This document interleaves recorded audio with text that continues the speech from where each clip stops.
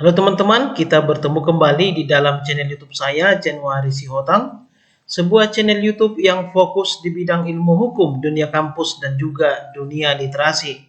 Pada video kali ini, saya kembali dengan pembahasan mengenai inspirasi judul skripsi di bidang ilmu hukum, dan ini sudah memasuki bagian yang ke-21. Oh iya, bagi teman-teman yang akan bertanya atau ingin berdiskusi dengan saya terkait dengan skripsi, silakan klik supers ataupun terima kasih di dalam channel YouTube ini. Itu akan membuat pertanyaan Anda memiliki tanda khusus sehingga akan lebih mudah untuk saya baca. Oke, nah kita langsung saja ke judul yang pertama teman-teman. Ini di bidang hukum tata negara, yaitu tanggung jawab negara dalam pemenuhan hak atas kesehatan jiwa dalam perspektif hak asasi manusia. Nah, kalau kita berbicara mengenai hak atas kesehatan, itu sudah diatur dengan sangat baik di dalam Undang-Undang Dasar kita, baik itu di dalam pasal 28I maupun dalam pasal 34 ayat 3, di mana di sana diatur bahwa hak atas kesehatan itu merupakan hak asasi manusia yang tidak bisa dikurangi dalam bentuk apapun dan itu merupakan tanggung jawab daripada negara. Nah, sekarang ketika itu sudah diatur di dalam Undang-Undang Dasar 1945, bagaimana implementasinya di dalam kehidupan berbangsa dan bernegara kita? Khusus mengenai kesehatan jiwa, sesungguhnya juga itu sudah diatur di dalam beberapa ketentuan undang-undang sebagai turunan daripada Undang-Undang Dasar.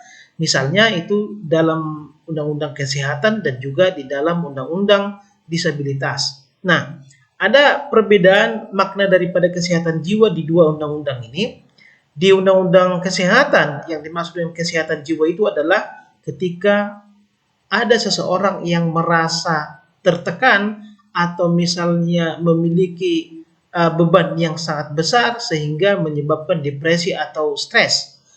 Tetapi untuk undang-undang mengenai disabilitas, bahwa makna daripada kesehatan jiwa adalah orang-orang yang tanda kutip di bawah pengampuan, yaitu yang pikirannya tidak normal atau tidak sehat, atau dalam hal ini sering dikatakan sebagai ODGJ atau orang dalam gangguan jiwa.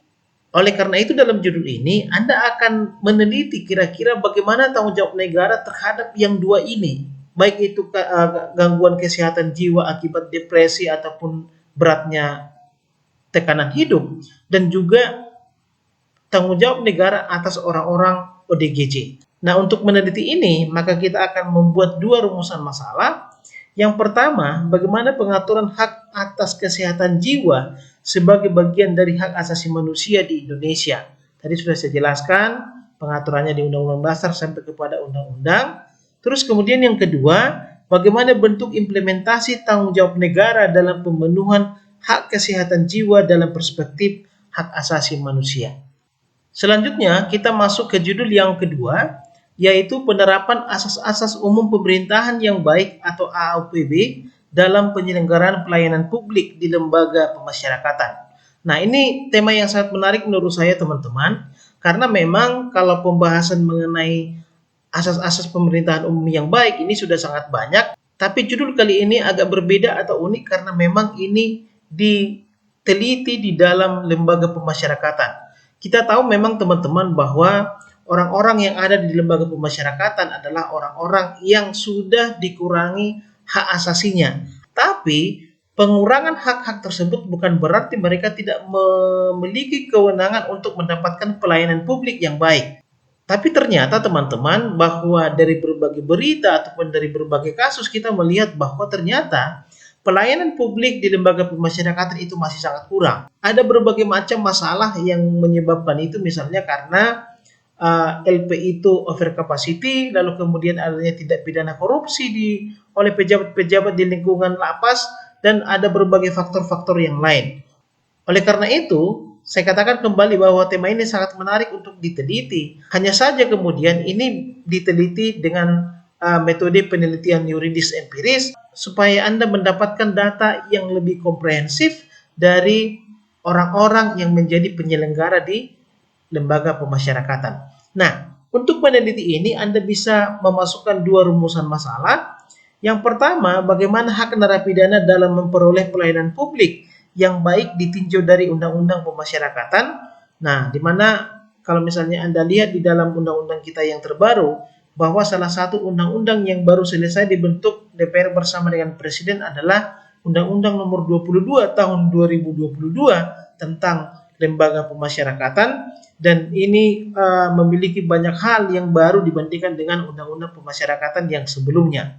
Kemudian yang kedua, bagaimana penerapan asas-asas umum pemerintahan yang baik dalam penyelenggaraan pelayanan publik di lembaga pemasyarakatan. Nah, karena ini membahas mengenai AAUPB, maka bisa dikelompokkan ke dalam hukum administrasi negara. Selanjutnya kita masuk ke judul yang ketiga, ini di bidang hukum dagang ataupun di bidang hukum perdata. Judulnya adalah tanggung jawab agen dalam perjanjian asuransi. Sebenarnya teman-teman, kalau Anda mau membahas mengenai hukum asuransi, ini sudah diatur dengan baik di dalam hukum dagang, tapi kemudian dalam hal perjanjiannya itu diatur di dalam KUH Perdata, ya, mulai dari pasal 1320 dan ketentuan-ketentuan yang lain. Nah, yang menarik dalam judul ini adalah yang mau kita bahas, yakni keberadaan daripada seorang agen, di mana agen asuransi itu berdiri di dua kaki, yaitu menghubungkan antara perusahaan asuransi dan si nasabah asuransi tersebut, di mana seorang agen akan mempromosikan ataupun menjual produk-produk daripada perusahaan asuransi kepada nasabahnya. Di sisi lain juga si agen akan mengawal ataupun membantu si nasabah asuransi untuk mendapatkan hak-haknya ataupun klaimnya terhadap perusahaan asuransi. Nah, yang menarik kemudian adalah kita akan meneliti bagaimana posisi dan tanggung jawab daripada si agen ketika ada permasalahan yang dihadapi oleh nasabah di dalam mendapatkan hak ataupun klaimnya. Bagaimana tanggung jawab daripada si agen, dan kalau misalnya permasalahan tersebut sampai kepada permasalahan hukum, di mana posisi daripada si agen untuk menyelesaikan permasalahan-permasalahan tersebut. Nah, oleh karena itulah kemudian kita akan teliti ini di dalam dua rumusan masalah juga. Yang pertama, mengapa terjadi permasalahan dalam sebuah perjanjian asuransi? Kalau misalnya mengenai faktor-faktor kenapa terjadi permasalahan ini, biasanya adalah karena yang pertama, ketidakpahaman daripada si nasabah maupun si agen asuransi. Ini bisa saja terkait dengan isi atau substansi daripada perjanjian asuransi tersebut. Kemudian yang kedua, ada juga agen-agen asuransi yang penting produknya ini bisa terjual, tetapi dia tanda kutip melakukan penipuan ataupun hanya berjanji manis kepada calon-calon nasabahnya. Sehingga ketika ditemukan permasalahan, si nasabah tersebut merasa terkejut karena selama ini dia tidak memikirkan bahwa ada permasalahan-permasalahan yang dihadapi tersebut. Nah, kemudian yang kedua, bagaimana tanggung jawab agen jika terjadi permasalahan dalam perjanjian asuransi? Kalau masalah tanggung jawab ataupun pertanggungjawaban ini, yang mau kita kaji adalah apakah seorang agen asuransi bisa dituntut pidana ataupun misalnya bisa bertanggung jawab secara perdata ketika ada permasalahan-permasalahan antara si nasabah dengan perusahaan asuransi. Ini tema yang sangat menarik menurut saya, teman-teman. Kita masuk ke judul yang keempat, ini di bidang hukum perbankan ataupun di bidang hukum perdata. Judulnya adalah prinsip kehati-hatian bank dalam mencairkan dana nasabah yang telah meninggal dunia. Ini adalah studi putusan Mahkamah Agung nomor 1050 Perdata tahun 2015. Nah, teman-teman, kalau kita berbicara mengenai prinsip-prinsip di dalam hukum perbankan, salah satunya adalah prinsip kehati-hatian. Prinsip yang lain itu misalnya prinsip kepercayaan, prinsip kerahasiaan, dan segala macam. Kenapa prinsip kehati-hatian ini menjadi prinsip yang sangat penting? Karena memang kalau kita berbicara perbankan berarti kita berbicara uang atau berbicara harta benda. Oleh karena itu, di dalam setiap tindakannya, bank itu harus mengutamakan prinsip kehati-hatian. Namun ternyata pada titik tertentu bisa saja bank itu lalai di dalam menerapkan prinsip kehati-hatian itu.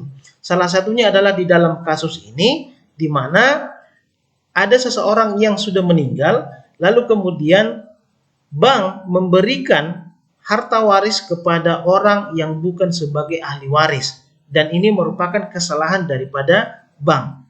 Nah, kalau terjadi hal yang seperti ini, lalu sebatas apa tanggung jawab daripada bank yang sudah lalai menerapkan prinsip kehati-hatian ini? Untuk meneliti ini, kita akan masukkan dua rumusan masalah. Yang pertama adalah bagaimana seharusnya bank menerapkan prinsip kehati-hatian dalam pencairan simpanan nasabah yang telah meninggal dunia. Kemudian yang kedua, bagaimana tanggung jawab bank atas kelalaian menerapkan prinsip kehati-hatian dalam pencairan simpanan nasabah yang telah meninggal dunia. Kita masuk ke judul yang kelima. Judul ini bisa Anda masukkan di dalam bidang hukum pidana juga, di bidang hukum perdata bisa juga, ataupun di bidang hukum adat ya. Judulnya adalah peran adat dalam penyelesaian pelanggaran hukum di Kabupaten Pelalawan. Jadi Kabupaten Pelalawan ini ada di Provinsi Riau. Kenapa saya masukkan Kabupaten Pelalawan ini sebagai salah satu daerah yang masih menerapkan peran adat dalam penyelesaian pelanggaran hukum? Karena memang daerah ini masih kental dengan budaya nini mamaknya di dalam penyelesaian pelanggaran-pelanggaran hukum. Nah, kalau misalnya teman-teman memiliki daerah yang masih kental dengan adatnya, Anda bisa juga meneliti ini di daerah Anda sendiri. Kenapa penyelesaian pelanggaran hukum melalui adat istiadat ini masih banyak diterapkan? Karena memang keunggulannya adalah yang pertama, prosesnya cepat, kemudian yang kedua dianggap lebih adil karena memang pemberian hukuman ataupun pemberian sanksi sesuai dengan kesepakatan bersama dan kebiasaan-kebiasaan yang ada di daerah yang bersangkutan.